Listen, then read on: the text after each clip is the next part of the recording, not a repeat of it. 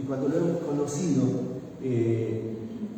creamos esa dependencia de Él. Y está bueno que eso pase, porque no somos suficientes. Las pruebas están claras en nosotros que hemos experimentado cierta vida sin Dios, sin nuestro Padre, y después de encaminar y impulsar nuestra vida, descubrimos que realmente era imposible andar sin Dios. Por eso es que buscamos de Él, y es importante poder tener la asistencia que tenemos, poder estar presentes, buscando de Dios. ¿Cuánto hizo nuestro Padre por nosotros? Entregó a su Hijo en la cruz para que muriera por mis pecados y por los tuyos. Y no podemos venir un ratito a meditar en familia, juntos, a disfrutar de las alabanzas, de la adoración de nuestro Padre. Es para considerarlo. Creo que es importante y lo necesitamos. Repito.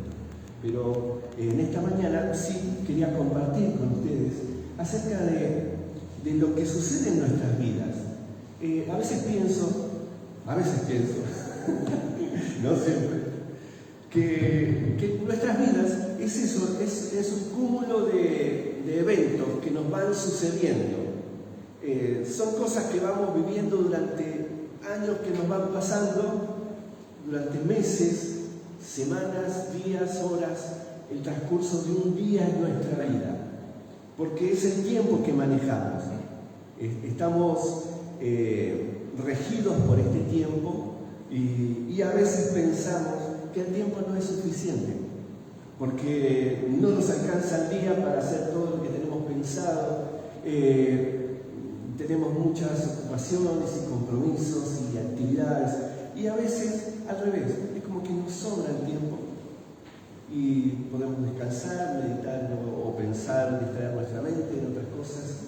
Lo cierto es que buenas cosas y malas cosas nos pasan en todo este tiempo, en los años que nos tocan por vivir,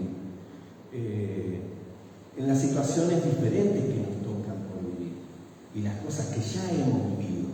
Entonces, creo que ciertas cosas de las que vivimos son el resultado de nuestras decisiones. Yo he decidido casarme con mi esposa Carolina, a quien amo, y eso ha transformado mi futuro o mi caminar con ella. Entonces, todo va tomando acciones y consecuencias de nuestras decisiones. Y así, algunas decisiones no tan importantes, pero sí vamos acumulando todo lo que es nuestra existencia, nuestra vida, nuestra historia. Tenemos un historial. En las redes sociales es muy común tener el historial. Y a veces decimos, bueno, borramos el historial y tenemos libre ahí todo sin tener tanta carga. Y si fuese tan fácil, ¿no? Pienso, borrar nuestro historial, que podamos borrar todo nuestro pasado, ¿no?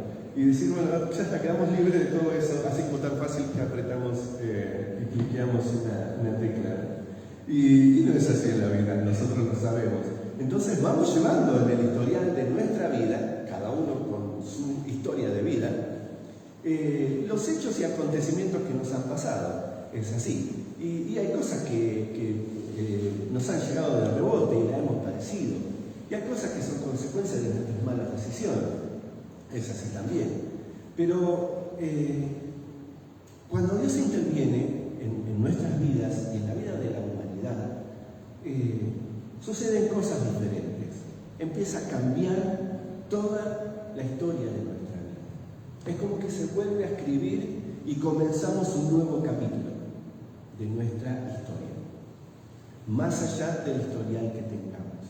Dios nos acepta como somos, como estamos, y Él así comienza y hace comenzar en nosotros este nuevo andar. Y me pareció interesante ver algunas cosas que se suceden con la vida y qué pasa cuando en las personas que tal vez no conocen a Dios hay un reclamo por las consecuencias que vivimos en nuestro mundo. Si nosotros marcamos tendencia por el historial de nuestra vida, la resolución de lo que somos, pero hay algo muy general que tiene que ver con nuestro mundo, con nuestro país, diferentes partes que está tan cercano el mundo parece que hay una intención o cierta tendencia a pensar que Jesús, que Dios, está llegando tarde a todo lo que está pasando. Que la violencia que se genera en los eventos que vemos en todas partes del mundo están generadas y que Dios no interviene. Que la maldad se ha multiplicado de tal forma y Dios parece ajeno a esto. Que el hambre en el mundo y en distintas partes de nuestro planeta es una realidad y parece que Dios tampoco interviene. Y que parece que se ha prolongado cierto virus y ha impactado a toda la población humana y parece que Dios tampoco interviene. Hay esta tendencia en cuanto a los pensamientos de la humanidad y esto se transcribe también a las cosas personales que se viven. Porque llega tarde a mi divorcio, porque llega tarde a mi relación con mi hijo adolescente, porque llega tarde a mi enfermedad. Entonces, me hizo pensar esto de las cosas que he escuchado y digo, esto no es así. Pero hay una cierta tendencia del ser humano a pensar que Jesús parece no intervenir, que nuestro Padre parece estar ausente dentro de las crisis que nos tocan vivir o las cosas que se suceden en la tierra. Y vamos a compartir una lectura que me resultó interesante para poder compartirla hoy con ustedes. Se encuentra en el capítulo 11 de San Juan, desde el versículo 17 en adelante. Capítulo 11 de Juan.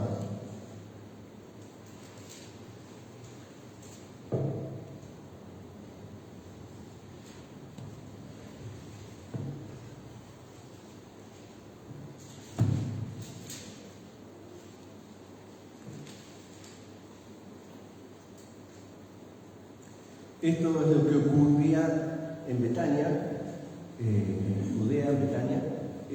¿Se acuerdan la historia? La cuento resumido los detalles y después leemos desde aquí. Resulta ser que Jesús está con los discípulos a distancia de unos 2 o 3 kilómetros de donde se sucede esta situación. Lázaro se encuentra enfermo. Lázaro tenía una hermana que se llamaba María y la otra se llamaba Marta. Y ellos vivían en Betania. Entonces, sucede así, estaba Jesús allí, Lázaro se enferma, entonces Jesús está ministrando a la distancia, más o menos de 2 o 3 kilómetros, entonces le mandan a avisar, mirá, Lázaro está enfermo. Entonces Jesús dice, bueno, perfecto, sigue allí con el ministerio que estaba haciendo, y les dice, se demora 2 días en llegar a Betania, en un lugar que estaba, o sea, se quedó 2 días donde estaba, a pesar de la gravedad de la enfermedad de Lázaro, que eran personas que él amaba. Jesús paraba en la casa de Lázaro, eran amigos, junto con María y Marta. Y se entera que Lázaro está enfermo, y ¿qué hace Jesús? Se queda, no va. Entonces Lázaro enferma, se muere. Entonces, llegamos a esta situación que vamos a leer ahora. Vino pues Jesús y halló que hacía ya 4 días que Lázaro estaba en el sepulcro. Betania estaba cerca de Jerusalén, como a 15 estadios, y muchos de los judíos habían venido a Marta y a María para consolarlas por su hermano. Entonces Marta, cuando oyó que Jesús venía, salió a encontrarle, pero María se quedó en casa. Y Marta dijo a Jesús, Señor, si hubieses estado aquí, mi hermano no habría muerto. Mas también sé ahora que todo lo que pidas a Dios, Dios te lo dará. Jesús le dijo, tu hermano resucitará. Marta le dijo, yo sé que resucitará en la resurrección en el día postrero. Y le dijo Jesús, yo soy la resurrección y la vida. El que cree en mí, aunque esté muerto, vivirá. Y todo aquel que vive y cree en mí, no morirá eternamente. ¿Crees esto? Le dijo, sí, Señor, yo he creído que tú eres el Cristo, el Hijo de Dios, que ha venido al mundo. Esto pasó allí en Betania. Llega Jesús, Lázaro ya está muerto, y ya hacía 4 días que estaba muerto. Entonces se entera Marta y María que Jesús está viniendo. Marta no puede frenar su impulso y su necesidad de encontrarse con Jesús. Sale a correr y se encuentra con Jesús y le dice: Jesús, si hubieses estado acá, Lázaro no moría. No moría.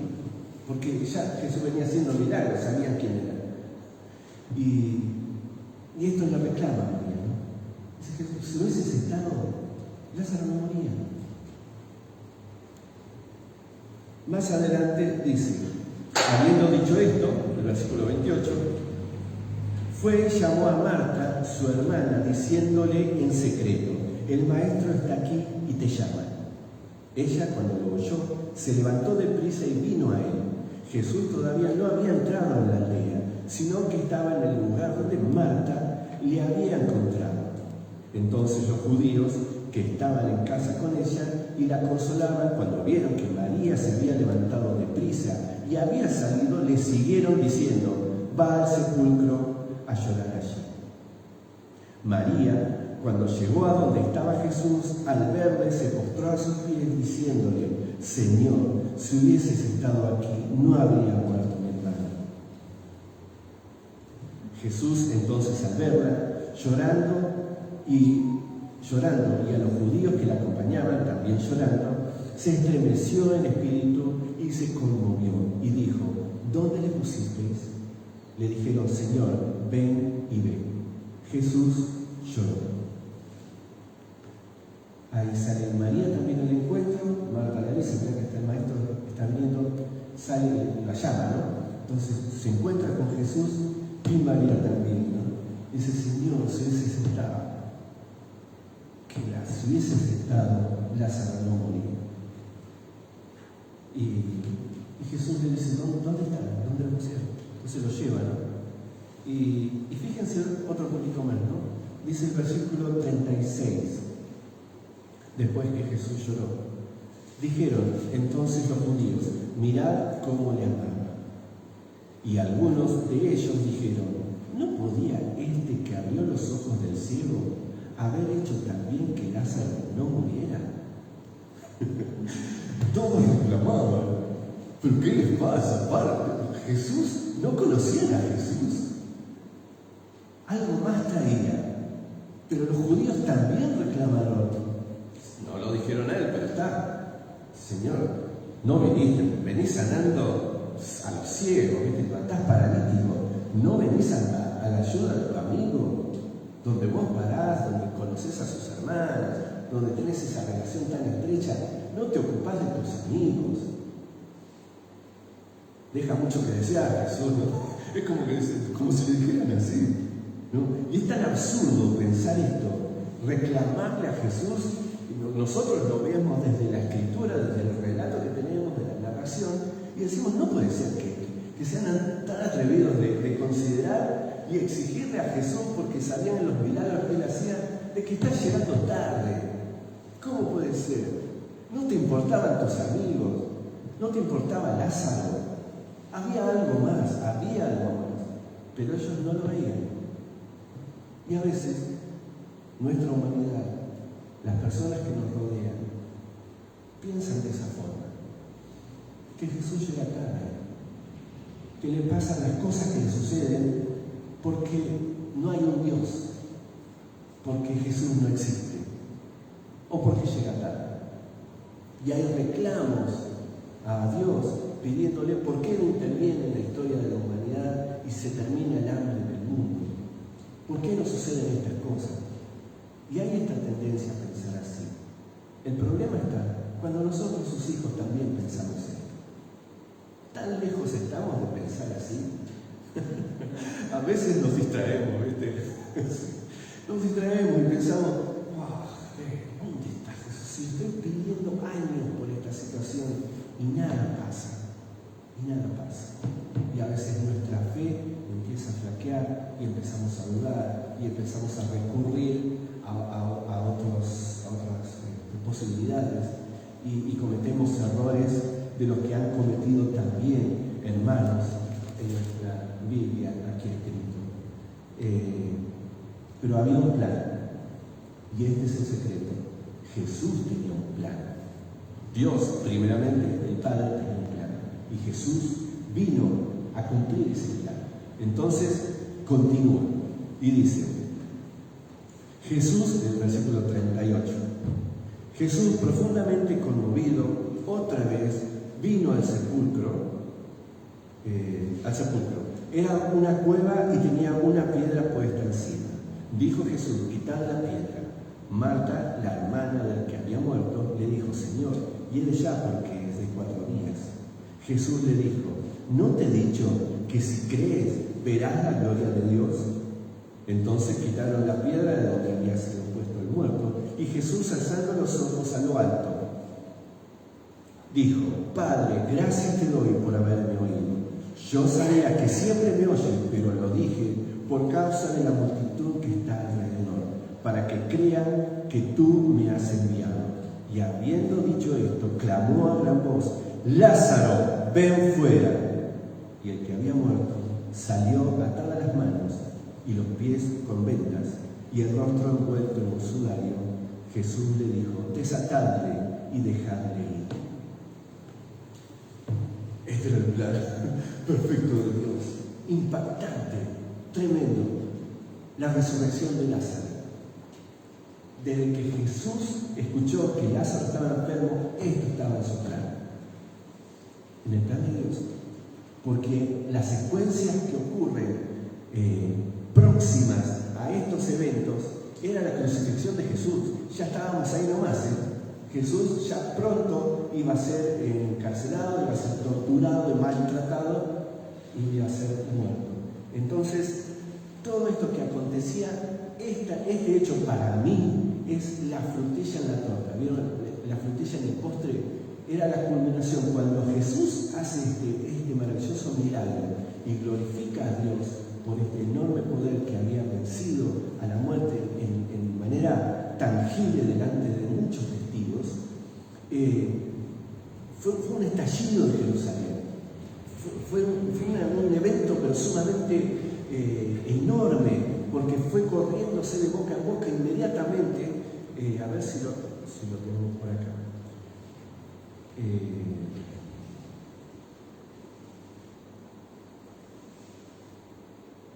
Dice el versículo,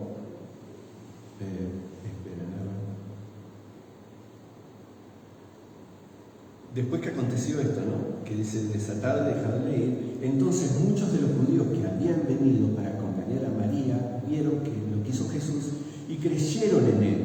Pero algunos de ellos fueron a los fariseos y le dijeron lo que Jesús había hecho. Entonces los principales sacerdotes y los fariseos, reunidos en el concilio, dijeron, ¿qué haremos? Porque este hombre hace muchas señales.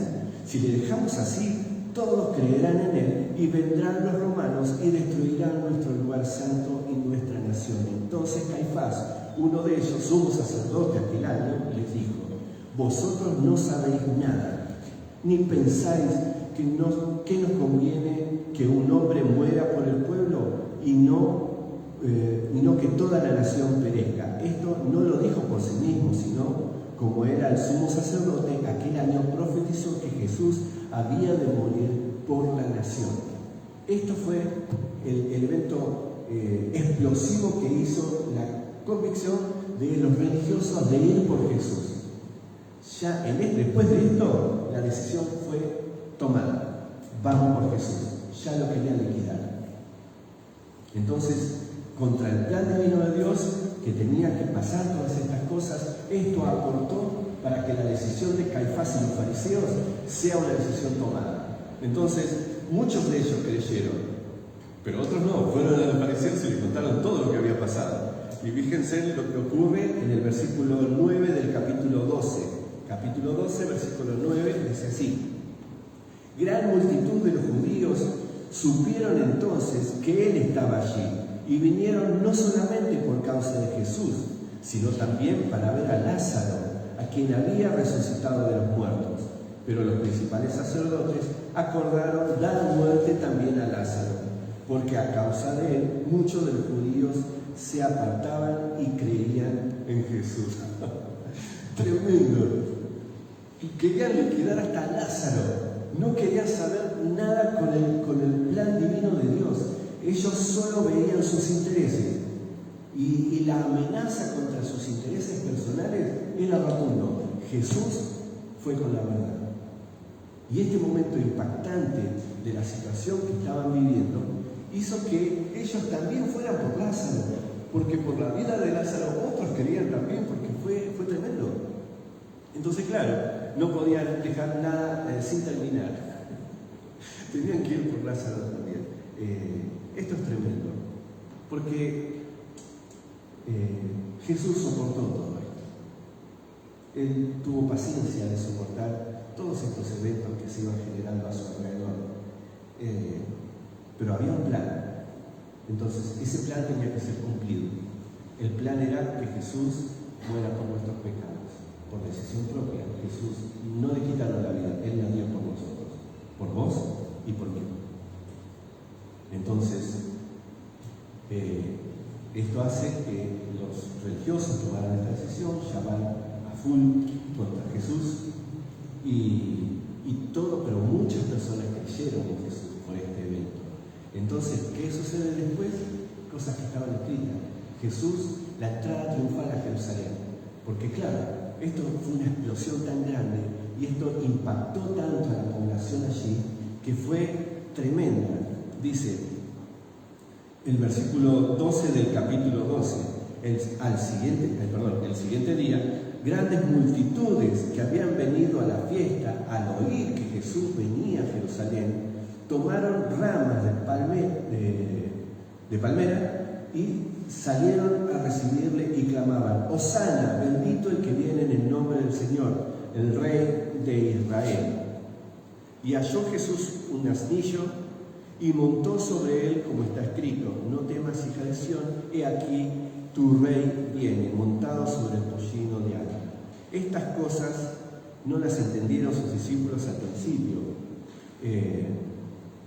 Pero cuando Jesús fue glorificado, entonces se acordaron de que estas cosas estaban escritas acerca de él y de que se las habían hecho. Y al último dice, pero los fariseos dijeron, el versículo 19, dice, pero los fariseos dijeron entre sí: ya veis, no conseguís nada. Mirad, el mundo se va tras él. Parecía así. Esto fue la explosión. Entra Jesús, Rey de los judíos, hosana a Jesús, que era Rey de los judíos. Y lo victoriaban, y fue de gran gozo, y alababan a Jesús por los hechos que estaban pasando. Y los fariseos decían: esto va para atrás, no puede ser. Cada vez le sigue más gente, ya no sabían qué hacer. Pero había un plan. Así como hay un plan divino, el enemigo tenía un plan. Entonces fue forjándose también y urdiéndose todo ese plan malévolo para ir en contra de Jesús y para apresarlo, para castigarlo, para torturarlo. Pero ignoraba Satanás, porque no es omnisapiente como Dios. Satanás no sabe los planes, ni siquiera sabe lo que pensamos. Por lo tanto, que hasta Jesús utilizó a Satanás para que esto se concretara. Jesús entregando su vida por nosotros. Ese es el plan que tenía Jesús. Y para tu vida y para mi vida hay un plan. A mí me parece que sí. Y yo estoy convencido de que sí. Dios tiene un plan con tu vida. Y ese plan está trazado de antemano. Y solo debemos andar sobre esos caminos que Dios ya trazó para nosotros. Es extraño, es raro, es difícil de creer, pero ahí está el punto. Así es probada nuestra fe. Debemos creer. Entonces, lo que ocurra con tu vida está dentro de los planes de Dios si has entregado tu corazón a Cristo. Si fue así, estás dentro de los planes de Dios, porque no nos deja sin ocasión. Dios no nos deja sin una misión. Tenemos una misión, tenemos un plan. El enemigo nos quiere distraer, claro, va por nosotros, porque así como quiso liquidar a Lázaro también, porque era evidencia de que Jesús estaba siendo triunfante en tu vida. Jesús triunfa, pero va por vos, va por mí. Esta batalla se libró hace miles de años y hoy sigue vigente, porque no estamos siendo batallados por carne y sangre. El enemigo tiene huestes espirituales de maldad alrededor de nuestras vidas, pero Jesús fue el que venció. Él es el que venció a la muerte y Él es el que venció la adversidad y soportó toda la adversidad que tuvo que vivir, porque había un plan. En nuestra vida hay un plan, tenemos un plan. Tu existencia, lo que sos en tu vida, es tu historia. Y tu historia, alrededor de todo lo que ocurre y los que están cerca de vos, siempre pueden ver la mano de Jesús en vos. Es tu oportunidad para poder dar a conocer que Jesús aún sigue vivo y que aún es vigente y que es tan clara como la vida que podés llevar. Por eso es que este pensamiento me animó a no quedarme, a saber que hay un plan para mi vida, para mi vida. Para tu vida tendrá un plan, lo sé, hay un plan para tu vida, pero para mi vida hay un plan. Yo sé que Dios tiene un plan conmigo. Yo quiero entrar en los planes de mi Padre. Lo decidí hacer una vez y quiero seguir. No voy a volver atrás. Entonces, confiado en que Él está conmigo, no importa la adversidad, no importa lo que se genere a mi alrededor. Sé que Dios quiere algo conmigo y Él quiere hacer algo con vos. Por eso es que te animo a que nos desmayemos, que encaremos este año 2022. Casi me olvidó que 2022. En él estamos, ya empezamos, pero vamos en busca de nuestra historia. Cambiemos la historia de nuestra vida. Este es nuestro año. Él está con nosotros. ¿Tenemos adversidad? Claro que sí, pero está vencido. Nuestro enemigo es un enemigo vencido. Que Dios te bendiga y te fortalezca para que esto pueda ser verdad en tu vida, que sean decisiones propias.